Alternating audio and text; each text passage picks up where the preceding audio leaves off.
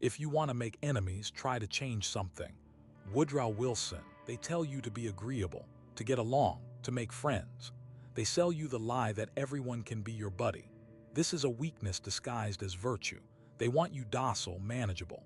The truth is, real progress demands friction. It requires challenging the status quo, upsetting comfortable narratives. The path to power, to influence, to genuine achievement is paved with the disapproval of those who benefit from your compliance. Embrace the reality that standing for something means standing against something else. A life lived trying to please everyone is a life lived accomplishing nothing. Seeking universal approval is a fool's errand. It's a trap designed to keep you tethered to mediocrity. Think about it.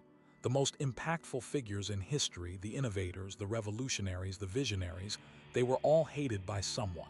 Often they were hated by many. Their ideas threatened the established order. Their actions disrupted the comfortable routines of the masses. The sheep bleat when the shepherd deviates from the familiar path. Don't be a sheep. The comfort of the herd is the enemy of individual greatness. Understand this. Disagreement is not inherently negative. It's a sign of intellectual engagement. It means you're challenging assumptions, forcing people to confront their own beliefs. The man who agrees with everything is either a liar or a fool. Genuine connection comes from honest exchange, from the willingness to debate and disagree without resorting to personal attacks. Weak men crave validation. Strong men seek truth, regardless of the cost to their ego or their social standing. The fear of making enemies is a symptom of insecurity. It reveals a dependence on external validation. It suggests you're more concerned with what others think of you than with what you think of yourself. This is a dangerous position to be in. It allows others to control you, to manipulate your behavior through the promise of approval or the threat of rejection. Cultivate inner strength.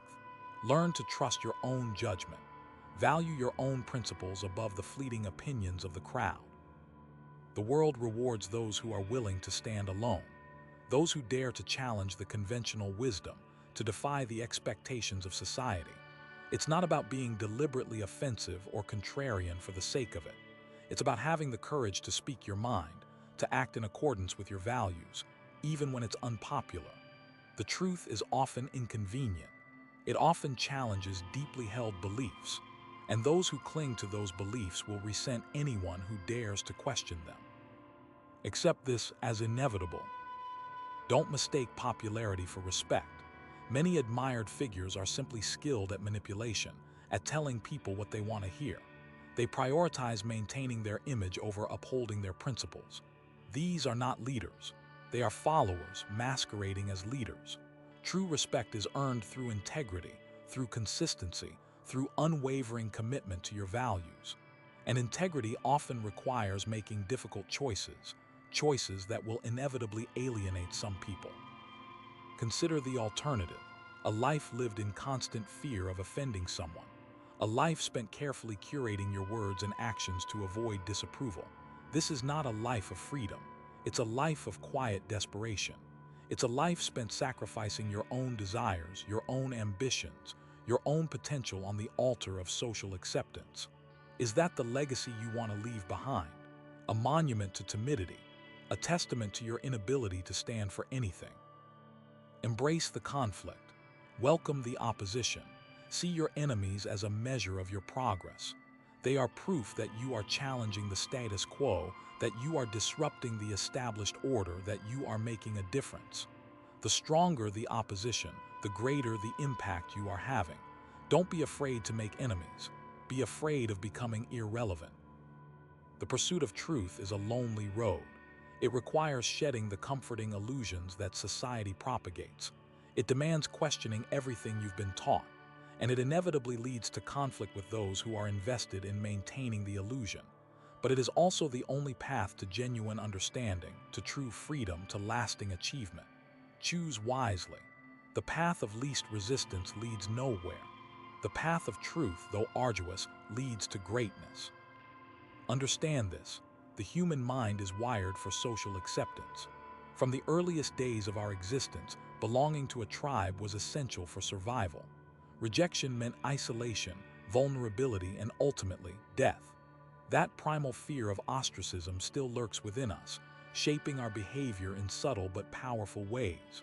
We are constantly scanning our environment for social cues, adjusting our actions to fit in, to avoid disapproval. This inherent desire for belonging is exploited by those who seek to control us. They understand that the threat of social isolation is a potent weapon, capable of silencing dissent and enforcing conformity. Consider the concept of cognitive dissonance. When we hold beliefs that are inconsistent with our actions, or when we encounter information that contradicts our existing worldview, we experience a state of mental discomfort. To resolve this dissonance, we often resort to mental gymnastics, rationalizing our behavior or rejecting the new information outright. This is why people cling to false beliefs, even in the face of overwhelming evidence to the contrary. It's simply easier to deny the truth than to confront the discomfort of cognitive dissonance. Speaking truth, especially unpopular truth, forces people to confront this dissonance. It challenges their deeply held beliefs and exposes the flaws in their reasoning. This is why truth-tellers are often met with resistance, hostility, and even outright aggression. People don't want their comfortable illusions shattered. They prefer to remain blissfully ignorant, even if it means sacrificing their own freedom and potential. The herd mentality is another powerful force that works against the pursuit of truth. Humans are social creatures, and we tend to follow the crowd, even when the crowd is heading in the wrong direction. This is because there is a perceived safety in numbers. We assume that if everyone else is doing something, it must be the right thing to do. This is a dangerous assumption, especially in a world where misinformation spreads rapidly through social media and other channels. The truth is often unpopular, precisely because it contradicts the prevailing narrative. Standing up for the truth requires breaking free from the herd, questioning the consensus, and risking social isolation. This takes courage, conviction, and a willingness to be misunderstood. Furthermore, consider the concept of confirmation bias. We tend to seek out information that confirms our existing beliefs, while ignoring or dismissing information that contradicts them. This is a natural human tendency, but it can be a major obstacle to the pursuit of truth. If we are only willing to listen to people who agree with us, we will never be challenged to think critically or to question our own assumptions. Truth-tellers force us to confront our biases. They present us with perspectives that we may find uncomfortable or even offensive. But it is through this process of intellectual friction that we can refine our understanding and arrive at a more accurate picture of reality. The discomfort of truth extends beyond the individual level. It also applies to social and political systems.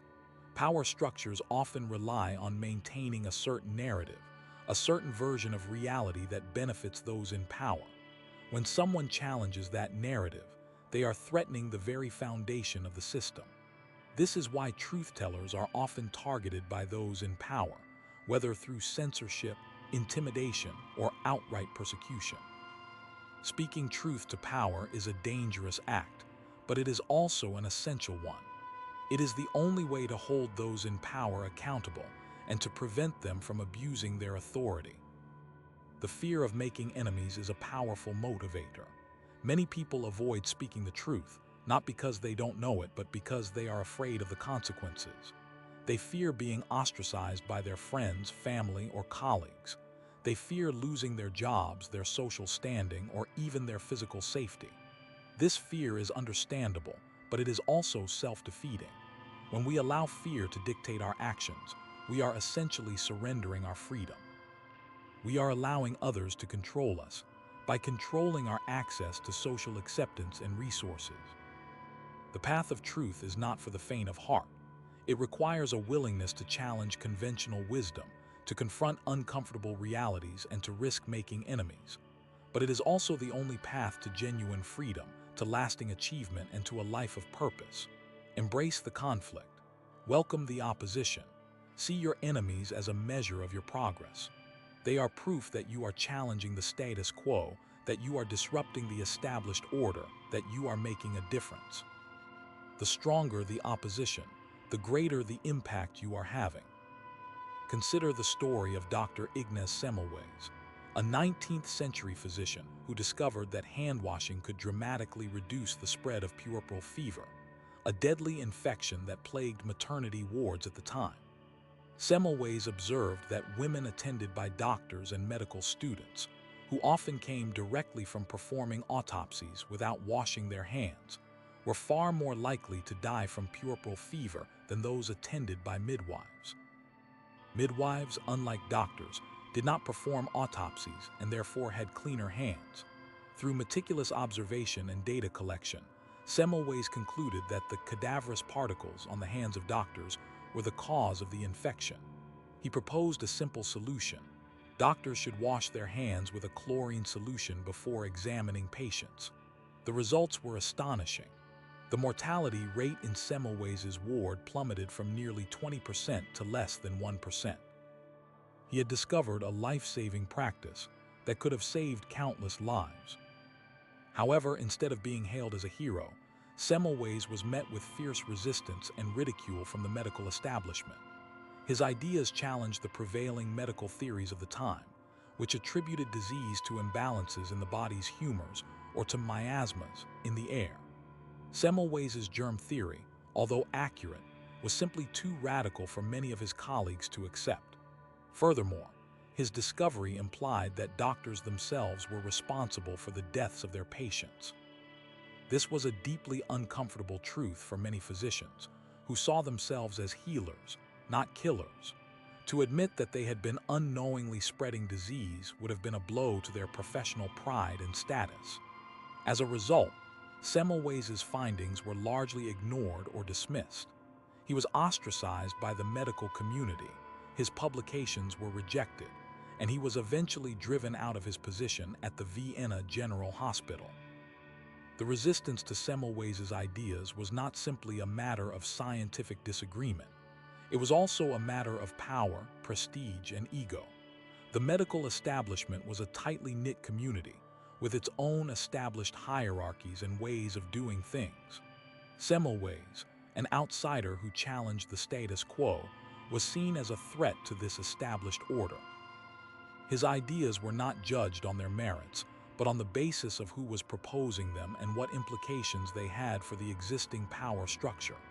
The truth, in this case, was deeply inconvenient for those in power. It threatened their authority, their reputation, and their sense of self-worth. Therefore, they actively suppressed it, even at the cost of countless lives. Semmelweis' story is a stark reminder of the price that truth-tellers often pay. He was a brilliant scientist who made a groundbreaking discovery that could have saved countless lives. But because his discovery challenged the prevailing wisdom and threatened the established power structure, he was persecuted, ostracized, and ultimately driven to madness. He died in an asylum at the age of 47, his contributions largely unrecognized until after his death. His tragic fate illustrates the powerful forces that can be arrayed against those who dare to speak the truth, especially when that truth is uncomfortable or inconvenient for those in power. The lesson of Semmelweis is not that truth is always punished, but that it is often resisted, especially when it challenges deeply held beliefs or vested interests. The human mind is remarkably resistant to change, particularly when that change requires admitting that one has been wrong. People are more likely to cling to their existing beliefs, even in the face of overwhelming evidence to the contrary, than to admit that they have been mistaken. This is especially true when those beliefs are tied to their sense of identity, their social standing, or their professional reputation. The more deeply entrenched a belief is, the more difficult it is to dislodge, and the more fiercely people will defend it. Furthermore, people are often motivated by self-interest, whether consciously or unconsciously. They are more likely to accept information that confirms their existing beliefs and supports their desired outcomes, and to reject information that contradicts those beliefs or threatens those outcomes. This is known as confirmation bias, and it is a powerful force that can distort our perception of reality. When truth conflicts with self-interest often wins out. This is why it is so difficult to persuade people to change their minds, even when presented with compelling evidence. They are simply not motivated to do so. The Semmelweis case highlights the complex interplay of science, politics, and psychology that often shapes the reception of new ideas. It is not enough to simply discover the truth. One must also be able to effectively communicate it, to overcome resistance, and to navigate the complex social and political landscape in which ideas are received. This requires not only intellectual brilliance but also courage, persistence, and a deep understanding of human nature. It also requires a willingness to accept the possibility of making enemies and to persevere in the face of opposition. The trap that ensnares the weak is their desperate need for approval. They crave validation, they fear confrontation, and they prioritize social harmony above all else. This makes them utterly incapable of speaking uncomfortable truths, let alone defending them. They become chameleons, adapting their opinions to fit the prevailing mood, echoing the sentiments of the powerful, and silencing any dissenting voices within themselves. Their moral compass spins wildly, always pointing towards the direction of least resistance. They are easily manipulated, easily controlled, and ultimately, easily discarded. They mistake politeness for virtue and conformity for strength. They believe that being agreeable is the key to success, failing to realize that true success often requires challenging the status quo, disrupting the established order, and making enemies along the way. Their fear of offending someone outweighs their commitment to the truth. They are so afraid of rocking the boat that they would rather drown than risk causing a ripple. This stems from a deep-seated insecurity, a lack of self-worth that makes them dependent on external validation. They believe that their value is determined by the opinions of others, and they will do anything to maintain their approval. They are terrified of being ostracized, of being rejected, of being alone. This fear paralyzes them, preventing them from taking risks, from speaking their minds, and from pursuing their own goals. They become prisoners of their own insecurities, trapped in a cycle of seeking approval and avoiding conflict. They are constantly scanning the horizon for potential threats to their social standing, adjusting their behavior accordingly. They become masters of deception, experts at hiding their true feelings and intentions. They wear a mask of agreeableness, concealing their inner turmoil and their simmering resentment. They are masters of passive aggression, finding subtle ways to undermine those they envy or resent.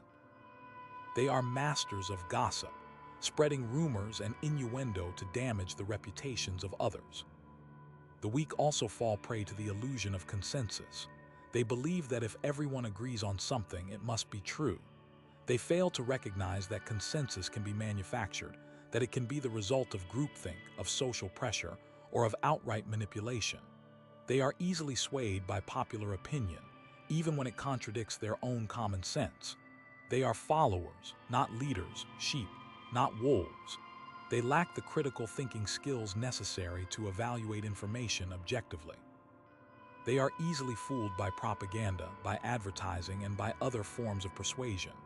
They are susceptible to emotional appeals to authority, and to appeals to tradition. They are easily convinced to believe things that are patently false, as long as those beliefs are widely held.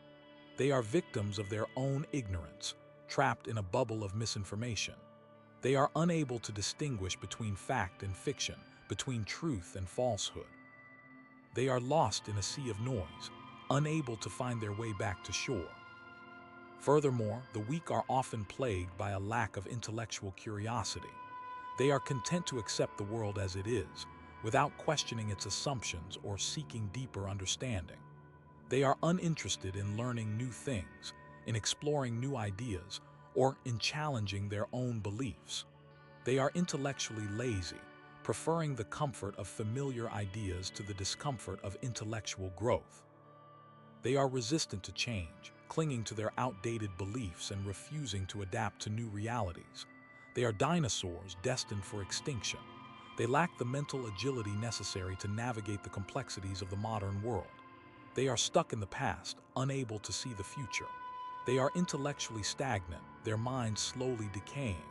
They are unaware of their own ignorance, content in their state of blissful delusion. They are the walking dead, their minds already atrophied.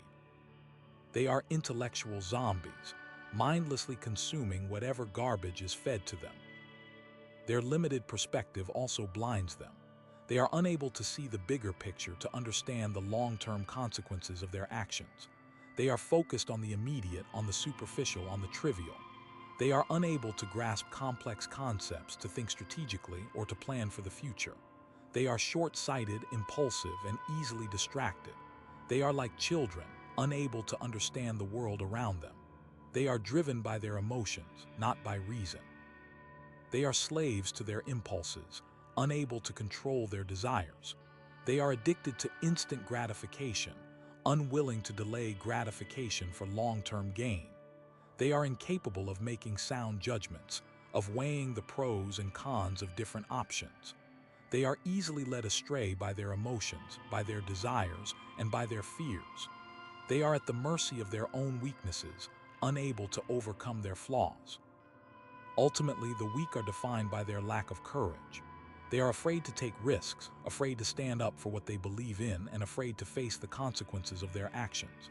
They prefer the safety of the crowd to the uncertainty of independence. They are followers, not leaders, sheep, not wolves. They lack the inner strength necessary to overcome adversity. They are easily defeated by setbacks, easily discouraged by failures. They are quitters, not fighters. They are weak-willed, indecisive, and easily swayed by others. They are puppets, dancing to the tune of whoever controls the strings. They are afraid of death, afraid of pain, and afraid of suffering. They are driven by fear, not by ambition, not by passion, and not by a desire to leave their mark on the world. They are content to live small, insignificant lives, never realizing their full potential.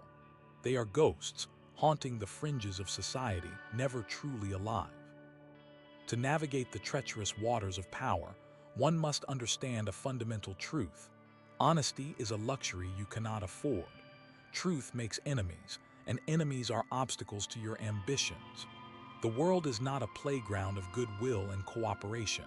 It is a battlefield where only the ruthless survive. Sentimentality is a weakness, a vulnerability that your opponents will exploit without hesitation. If you aspire to rise above the mediocrity of the masses, you must shed the shackles of morality and embrace a more pragmatic approach to human interaction. This does not mean becoming a monster, but rather adopting a strategic detachment, a willingness to manipulate situations and people to achieve your desired outcomes.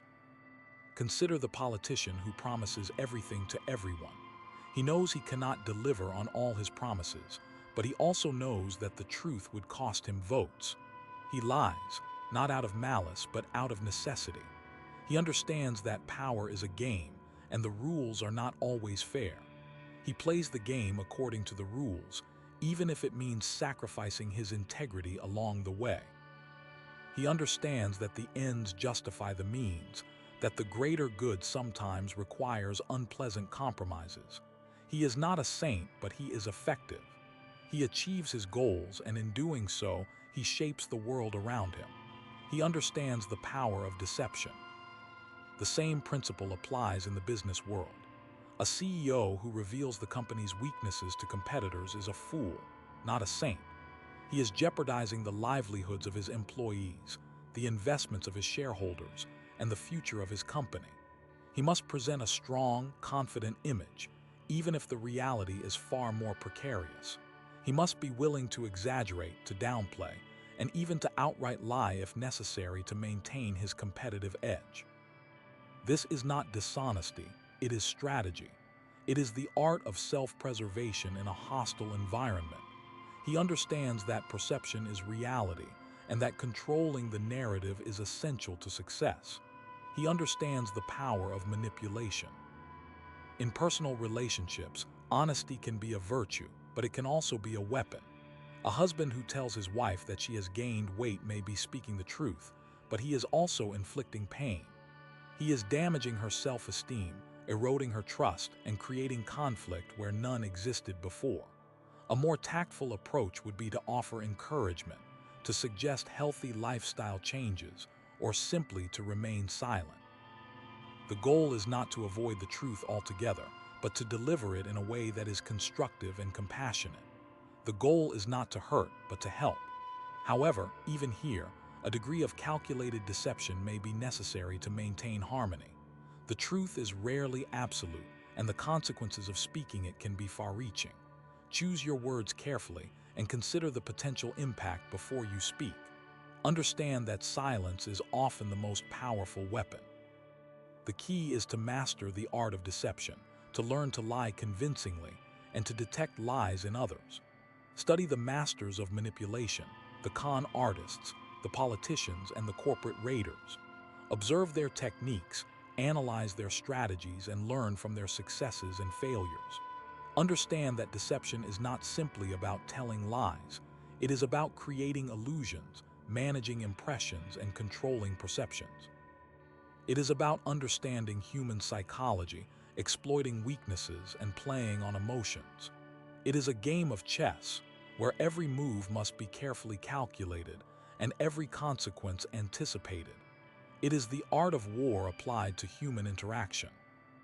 But be warned, deception is a dangerous game. It can easily backfire and the consequences can be severe. If you are caught lying, you will lose credibility, damage your reputation, and alienate your allies. You must be meticulous, careful, and always one step ahead of your opponents. You must be able to anticipate their moves, predict their reactions, and counter their strategies. You must be a master of disguise, able to blend in with any crowd, to adapt to any situation, and to conceal your true intentions.